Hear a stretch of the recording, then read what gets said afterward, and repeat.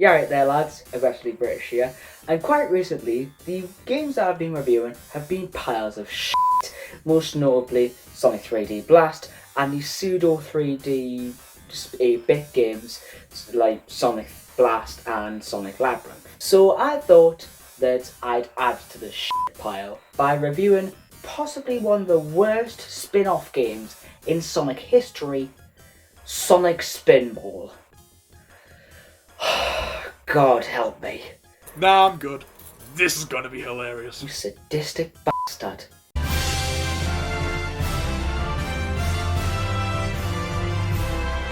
Sonic.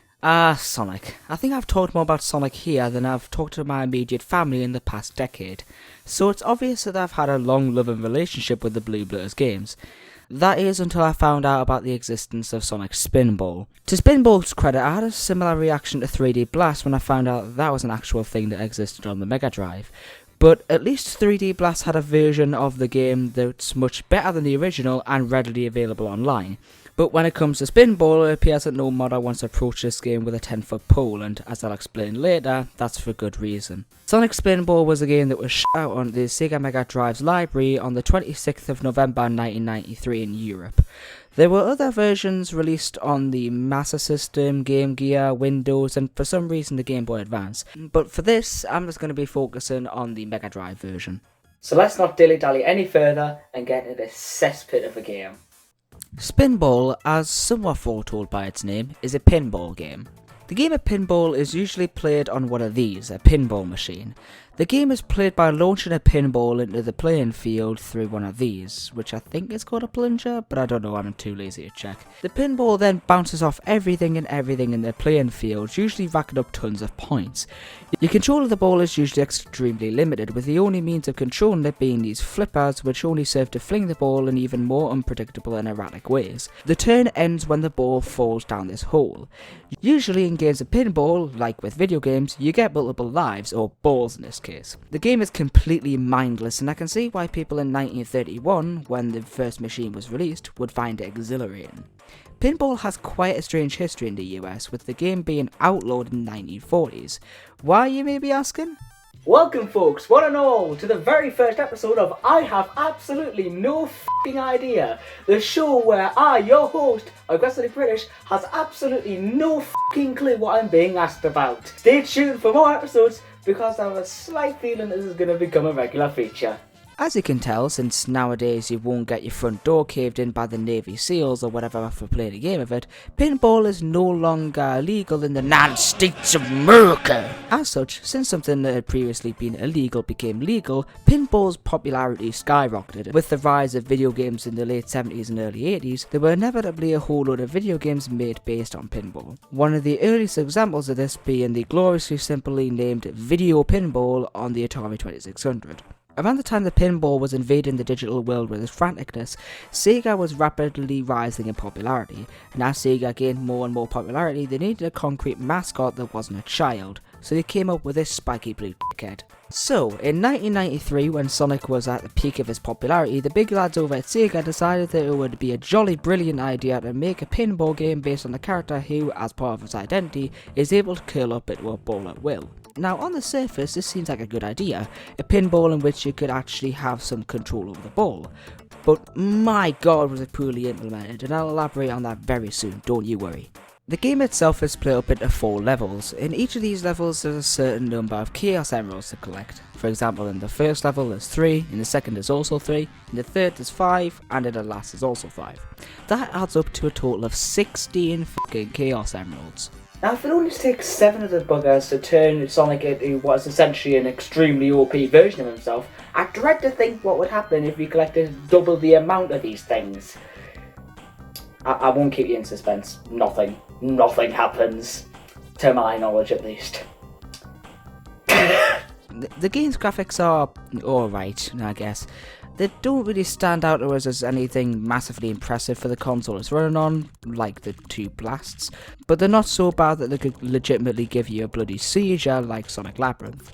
It sort of occupies this weird middle ground where I can't really criticise it too harshly because it looks decent, but it doesn't look too groundbreaking or anything. For my sake, just say it looks alright. and move on already. You're starting to sound like you don't know what to say. Oh wow, how observant. Yeah, no shit. God, it's hard for me to not be observant. Fair play. Yeah, it looks alright. There we go. Was that hard? The sound, on the other hand, it's not very good. Spinball's soundtrack more or less just sounds like what you get if you searched on YouTube generic stock music and remade them using the Mega Drive sound clip. Actually, that's an insult to stock music. Spinball's soundtrack is by no means ear-piercingly awful or anything, it's just painfully generic. There's nothing in this soundtrack that screams Sonic to me. If you played a random song from the soundtrack and I was unaware of how generic Spinball's soundtrack was, I'd probably think it would be from some random game released by Electronic Arts or something. For example, I'll just play a short snippet of a random song from this soundtrack.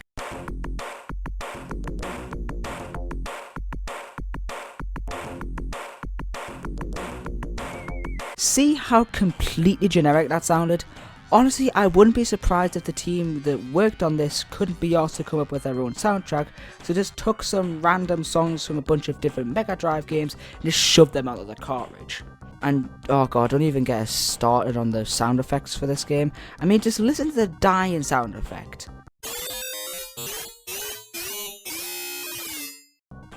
What the f*** was that? I mean, imagine being killed and that sound effect plays over it. Imagine no longer!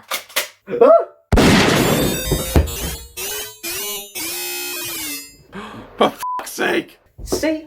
Stupid. Now with the sound and graphics out of the way, let's get into the gameplay. The gameplay is exactly as you'd think. It is a bloody pinball game, there's not really much you can fuck up here. Aside from the speed, of course. On its default speed, this game runs as well as me after a night of drinking. So if you do play this game, do yourself a favour and go to the options menu and change the speed to fast before you start off this atrocity of a game. Not only will it make the game end quicker, it'll also make it a slight bit more enjoyable.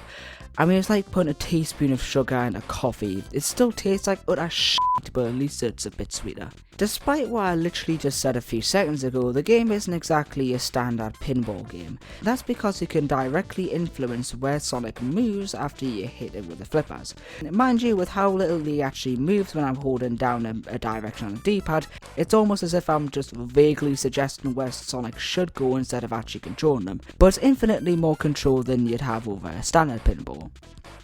This adds a whole new depth to the classic game of pinball. Now with that, let's get into the actual game.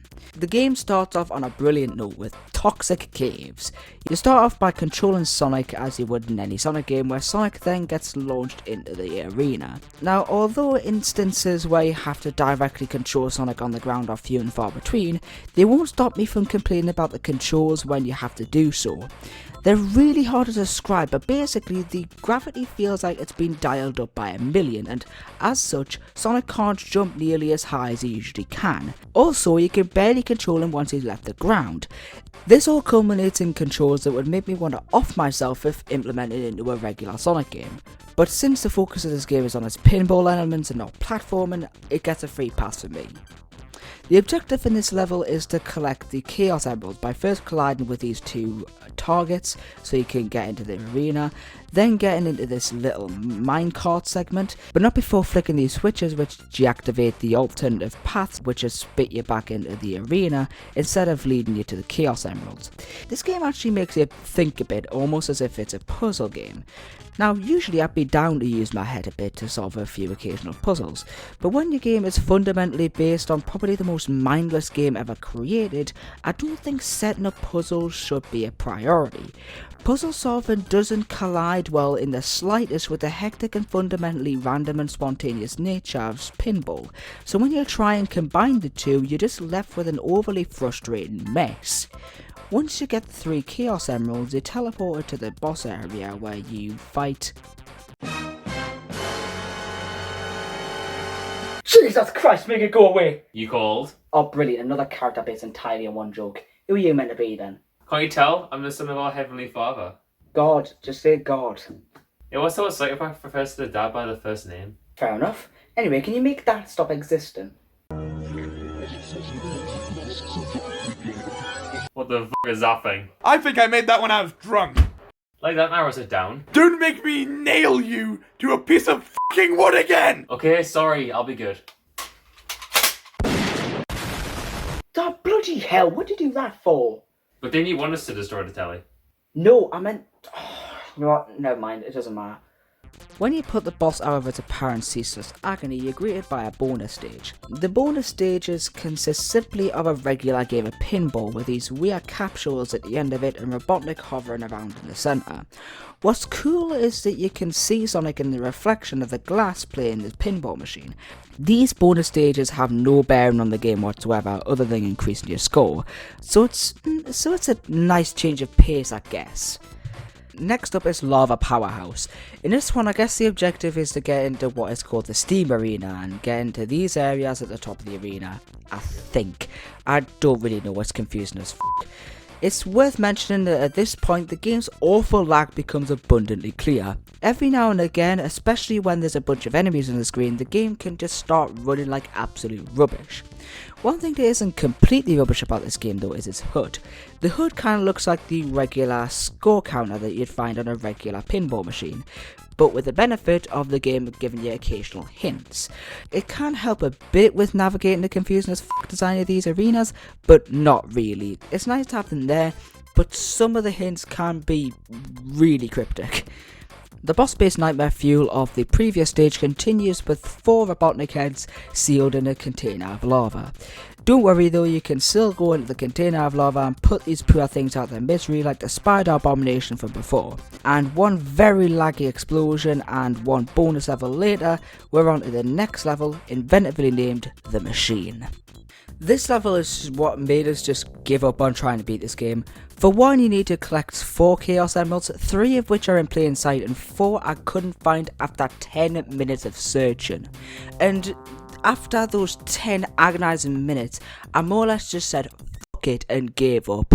The game's cryptic hints really didn't help either, because what the f*** is this even supposed to mean? Like, no, I gave up. And that is a real bloody shame, because to be honest, for just a second there, I was having something that could be vaguely considered fun if you squint. But that meagre enjoyment was squandered when the game tried to be far too complicated for its own good. And yeah, that's about it. I don't want to go anywhere near this game. F*** it. Well, after that, I think I deserve a bit of a break. That was not a part of our deal. It was also not a part of our agreement that I couldn't take breaks. Fair enough. Precisely.